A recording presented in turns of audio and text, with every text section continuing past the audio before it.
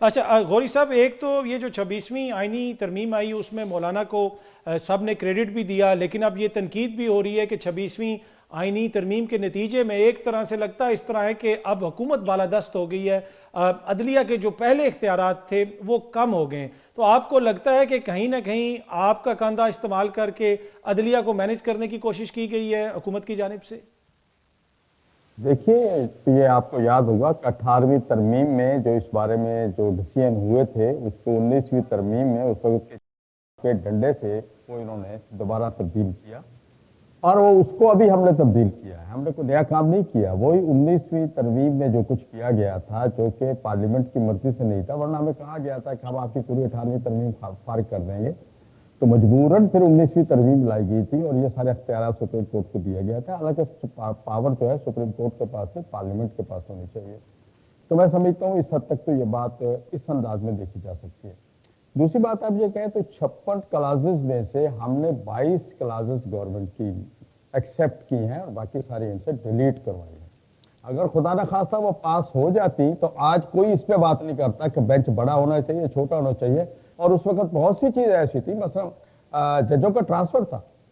اسلام آباد ایک جج ہے، اسلام آباد ہائی کورٹ میں بیٹھا ہوا ہے، میرے محترم دوست جو بات کر رہے تھے جو سمجھتے ہیں اس بات کو کہ اگر وہ جج آخری سٹیج پہ پہنچا ہے، ڈیسیژن دینا چاہ رہا ہے اور اس کا اٹھا کے آپ ٹرانسفر کر دیں کوئٹہ، تو پھر وہ کیا ہوگا؟ یا تو وہ اپنی نوکری چھوڑے گا، کوئٹہ کہاں جائے گا وہ؟ تو یہ صورتحال تھی جس کو ہم نے فیس کیا، ہم نے اس کو ٹھیک کیا ہے. اور اب ٹھیک ہے، اگر کوئی خامی یا کوئی چیز ایسی ہے اس پہ بات ہو سکتی ہے، میں یہ نہیں کہہ سکتی نہیں ہو سکتی، لیکن یہ کہہ دینا، یہ تو پی ٹی آئی کے دوست بھی ہمارے ساتھ رہے ہیں اور آخری وقت تک رہے ہیں. آخری وقت جب ہم پارلیمنٹ کی طرف روانہ ہو رہے تھے، آپ نے دیکھا ہوگا کہ مولانا کے گھر کے دروازے پہ جو پریس کانفرنس ہوئی ہے اس میں گوہر صاحب اور دیگر دوست موجود تھے. اچھا سر، ایک اور چیز، اب بلاول صاحب کی ملاقات ہوئی مولانا سے، آج فیصل واڈا صاحب کی، غالباً رانا ثناء اللہ صاحب کی بھی ملاقات ہوئی. اب یہ خبریں دوبارہ گردش کر رہی ہیں کیپٹل کے اندر کہ شاید کوئی تبدیلی آنے والی ہے، بلاول صاحب یا پیپلز پارٹی کی حکومت آنے والی اور مولانا کا پھر کلیدی کردار ہوگا. کیا پیغامات لے کے یہ لوگ آ رہے ہیں سر آپ کے پاس؟ دیکھیں سر، ہمارا کردار تو پہلے ان لوگوں نے ختم کر دیا فاروق 47 کے تحت. 16 میں سے 8 پہ لے آئے. ہم تو اس امید پہ بیٹھے تھے کہ 40 پہ جائیں گے. تو 8 آدمی کے ساتھ اللہ تعالیٰ اگر کسی کو قوت دیتا ہے اور اس سے کچھ منوا لیتا ہے تو وہ ایک اللہ تعالیٰ کی خصوصی رحمت ہے ہم پر. تو بات یہ ہے کہ اصل میں یہ حضرات جو ہیں، میں آپ کو بتا دوں، 26ویں آئینی ترمیم کے ساتھ ایک بل پاس ہوا ہے جسے سوسائٹی رجسٹریشن ایکٹ میں تبدیل کی گئی ہے اور مدارس کی رجسٹریشن کے حوالے سے ہے. اور میں یہ بھی آپ کو بتا دوں کہ یہ بل جب ہماری 16 ماہ کی حکومت تھی، ہم اس وقت بھی باہمی اشتراک اور مشورے کے ساتھ اس بل کو اسمبلی میں لائے تھے. اس وقت جب اس کی پہلی اور دوسری خواندگی ہو رہی تھی تو اس وقت یہ کہا گیا کہ ملک اس وقت انتہائی معاشی صورتحال خراب ہے ملک کی اور ملک ڈیفالٹ کی طرف بڑھ رہا ہے. آپ کو یاد ہوگا یہ ساری باتیں ہو رہی تھی. تو فاٹا فارم پہ پابندیاں لگا دے گا اور خدا کے لیے اس کو روک لیا جائے. آپ نے بھی ملک کی مفاد پہ ساری چیزیں دیکھتے ہوئے ہم خاموش ہو گئے. ابھی جب 26ویں آئینی ترمیم آئی تو ہم نے کہا وہ جو بل پینڈنگ پڑا ہوا ہے، اب تو ماشاءاللہ بقول آپ کے معیشت بھی کڑی ہو گئی ہے اور جناب سٹاک مارکیٹ بھی آسمان کی طرف بھاگ رہی ہے بڑی تیزی کے ساتھ. تو پھر اس بل کو آج تو منظور کیا جائے، کیونکہ ہر فورم پہ یہ کہا جاتا ہے کہ مدارس قومی دھارے میں نہیں آنا چاہتے، مدارس رجسٹریشن نہیں کرا رہے ہیں، مدارس کا نظام ٹھیک نہیں ہو رہا.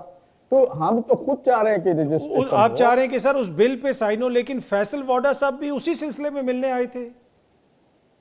جی ہاں، دیکھیں بہت سی چیزیں تو میڈیا پہ نہیں کہہ سکتے، آنے والے کل ہوگی بات، لیکن اس طرح کی کوئی چیز ہمارے سامنے نہیں ہے کہ قومی حکومت بن رہی ہے یا کوئی اس طرح کی چیز آ رہی ہے. یہ صرف ایک شوشے چھوڑے جاتے ہیں اصل توجہ چیزوں سے ہٹانے کے لیے. دوسری طرف آپ دیکھیں نا کہ اپوزیشن لیڈر کو گرفتار کر لیا تو دوسری طرف سے شوشہ تو آئے گا بات کو دبانے کے لیے. تو یہ چیزیں چلتی ہیں. میں آپ کو عرض کروں کہ انہوں نے جو ہمارے ساتھ زیادتی کی ہے 26ویں آئینی ترمیم، اور یہ 5 گھنٹے ہم نے بلاول ہاؤس کراچی میں بلاول صاحب کے ساتھ ان کی پوری لیگل ٹیم کے ساتھ میٹنگ کی جس میں اس بل کو انہوں نے ایز اٹ از پاس کیا. پھر ہم نے جاتی عمرہ میں میاں نواز شریف صاحب، شہباز شریف صاحب، ان سب سے یہ بات کی، انہوں نے بھی اوکے کیا. ان کا پہلے بھی ہم نے کیا تھا، اس وقت حالات اور تھے، اب حالات اور ہیں. پھر اس کے بعد دیکھیں حکومت نے نہ صرف ووٹ خود کیا دونوں پارٹیوں نے، بلکہ اپنے اتحادی ایم کیو باپ یا دیگر پارٹیوں سے بھی اس کو ووٹ کرایا. اور جو جتنے ووٹ 26ویں آئینی ترمیم کو پڑے تھے سیم اس کو پڑے. لیکن 26ویں آئینی ترمیم پہ تو آپ نے فوراً سائن کر دیا، اس لیے آپ کی ضرورت تھی. لیکن یہ جو مدارس والا بل ہے اس پہ انہوں نے سائن نہیں کیا، یہ آپ کے تحفظات ہیں. اچھا میں ذرا قادر میں سر ایک جملہ آخری کہنا. جی کیا پارلیمنٹ ہماری جو ہے کیا سپریم ہے؟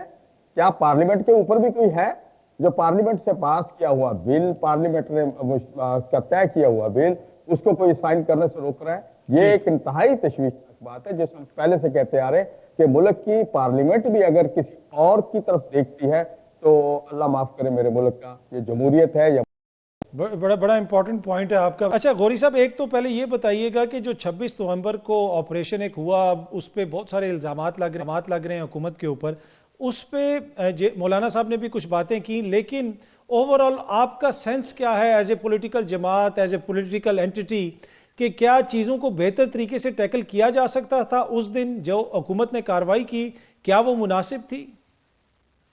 میں سمجھتا ہوں کوئی بھی جمہوری حکومت جو ہے وہ جب کسی اس کے خلاف کوئی پروٹیسٹ ہو، اور پروٹیسٹ تو ہر اپوزیشن پارٹی کا آئینی حق ہے، آئین میں اس کو حق دیا گیا ہے. میرے دونوں دوست وکلا بیٹھے ہوئے ہیں، تو جس دن انہوں نے اعلان کیا تھا ان کو چاہیے تھا اسی دن ان کو انگیج کرتے، مذاکراتی ٹیم بناتے، ان کے ساتھ بات کرتے.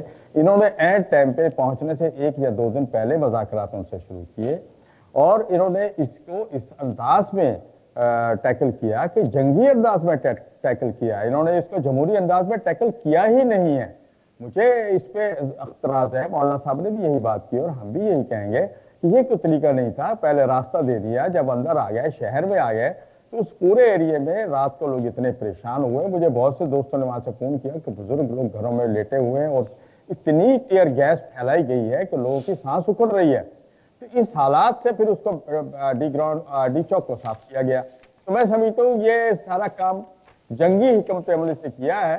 شاید محسن نقوی صاحب آج کل جنگی حکمت عملی زیادہ استعمال کر رہے ہیں، جمہوری حکمت عملی استعمال نہیں کر رہے. اچھا ویسے سر محسن نقوی صاحب بھی جا کے آپ کی جماعت کی لیڈرشپ سے ملتے ہیں. اب جس طرح میں نے پہلے بھی عرض کی تھی کہ بہت ساری ملاقاتیں دوبارہ ہو رہی ہیں، تو لگتا ہے اس طرح ہے کہ جب حکومت کو ضرورت ہوتی ہے تو وہ فوراً آپ کے پاس آ جاتے ہیں، جب آپ کا کوئی مسئلہ ہوتا ہے اس وقت حکومت اتنی توجہ نہیں دیتی. تو یہ اگین یہ نہ ہو کہ کوئی بات ہو جائے اور پھر بعد میں آپ کہیں کہ جناب 26ویں آئینی ترمیم کی طرح کچھ معاملات میں انہوں نے ہمارے ساتھ وعدہ خلافی کی ہے، یا پھر وہ جو ڈیو ہمارا کریڈٹ تھا یا شیئر تھا اس طرح وہ ہمیں نہیں مل رہا. دیکھیے اس سوال سے پہلے میں ایک بات کا جواب دینا چاہوں گا. میرے قادر بھائی نے جو بات کی ہے بڑی بات کی انہوں نے، لیکن ایک بات اس میں کہوں گا کہ ہمارے وزیر قانون اور اس کی پوری آئینی ٹیم، ہماری پیپلز پارٹی اور اس کی پوری آئینی ٹیم، ہماری مسلم لیگ اور اس کو پوری آئینی ٹیم، اور دیگر ہمارے اپنے آئینی لوگ اور پی ٹی آئی کے آئینی ٹیم ہمارے ساتھ مذاکرات میں شریک رہی. کسی کو پتہ ہی نہیں تھا کہ یہ حق ہی نہیں بنتا، یہ 18ویں ترمیم کے تحت یہ ہو ہی نہیں سکتا. میں تو حیران ہوں کہ یہ قادر بھائی میرے 20-25 سال پرانے دوست ہے کہ انہوں نے یہ اتنا بڑا پوائنٹ اٹھایا ہے. تو یہ کیا جتنے لوگ تھے یہ سب کام کر رہے تھے کہ وہ سب کو علم میں یہ بات نہیں تھی؟ تو یہ میرا ایک سوال ہے قادر بھائی سے، میرا خیال آپ کو جواب دیں گے، اور ریاست صاحب بھی بیٹھے ہوئے وہ بھی اس کو نوٹ کریں گے. دوسری بات میں آپ جو کہہ رہے ہیں بات سیدھی سی ہے. ہم نے جو کام کیا ہے، ہم نے تو وہ کام کیا جو حکومت چاہتی ہے، جس پہ ہمیں کہا جاتا ہے کہ آپ رجسٹریشن کیوں نہیں کرا رہے، تو ہم ان کا کام کر رہے ہیں. اب یہ خود ہماری رجسٹریشن نہیں کر رہے، کیوں نہیں کر رہے رجسٹریشن؟ ہمیں کیوں نہیں قومی ادارے میں لا رہے ہیں؟ ہم ان کے کہنے پہ چل رہے ہیں، اور پھر انہوں نے سب کچھ اپنی مرضی سے اس کو پاس کیا ہے، اس میں ترمیمیں ہوئی ہیں، پوری حکومت نے اس کو ووٹ دیا ہے.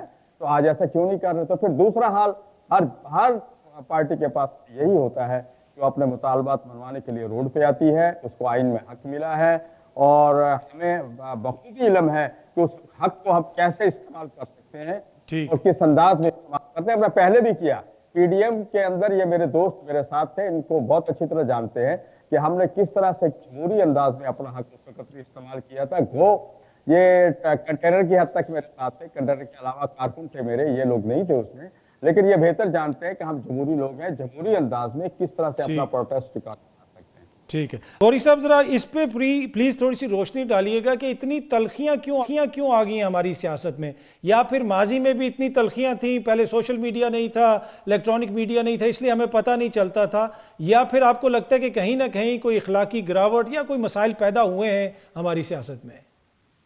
میں سمجھتا ہوں کہ سوشل میڈیا آنے کے بعد جو ہم تربیت اپنے کارکنوں کی کر رہے تھے، جس انداز میں کر رہے تھے، اس سے ہم بھٹک گئے ہیں. اور سوشل میڈیا آنے کے بعد ہمارا نوجوان طبقہ اور ایک طبقہ جو وہ آج سے تقریباً 60 65 اور 70 کی دہائی میں پیدا ہوا، اس کے درمیان میں بہت بڑے فاصلے آ گئے ہیں. ذرا آپ دیکھیے ہر گھر میں شکایت ہو رہی ہے اپنے نوجوان بچوں سے. تو یہ ایک مسئلہ تو ہے، اس پہ ہمیں تربیت کی ضرورت صرف سیاستدانوں کو نہیں ہے، اس میں تربیت کی ضرورت ہمارے ٹیچروں کو ہے، استادوں کو، علماء کو، سب کو اس کی اپنی اپنی جگہ پہ اپنی ان کی حیثیت ہے. وہ نوجوان کی تربیت کریں. اور آپ نے ہمارے کارکنوں کو دیکھا، ہم بھی تو آئے، اتنے بڑے بڑے مارچز کیے ہیں، ملین مارچز کیے ہیں، اب بھی کر رہے ہیں، سکر کیا ہے، اور پشاور 8 کو کر رہے ہیں ہم لوگ 8 دسمبر کو. تو یہ جتنے ہم پروگرام کر رہے ہیں، آپ نے ہمارے یہاں بھی دیکھا ہوگا، ہمارے کارکن بعد میں روڈوں کی صفائی بھی کرتے ہیں، وہاں سے کچرا بھی اٹھاتے ہیں، اگر کوئی چیز ٹوٹ جائے تو اس کو ٹھیک کر کے بھی ہم دیتے ہیں. تو یہ تربیت کی ضرورت ہے، سیاسی کارکن کی بھی تربیت کی ضرورت ہے، اور نئی نسل کی خصوصاً تربیت کی ضرورت ہے.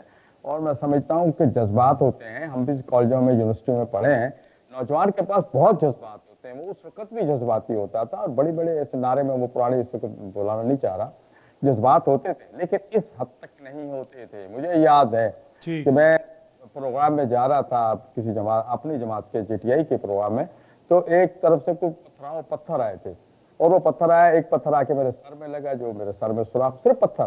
اس کے بعد وہ اسٹوڈنٹس یونین کا پورا الیکشن میری ٹیم جیت گئی تھی. تو یہ اس طرح کے حالات تھے اس وقت، ان چیزوں کو بہت برا سمجھا جاتا تھا، بڑا تصور ہے. یہ میں بات زیادہ نہیں 75 76 کی بات کر رہا ہوں، تو بہت برا سمجھا جاتا. لیکن وہ بھی نوجوان تھے، آج کے بھی نوجوان ہیں.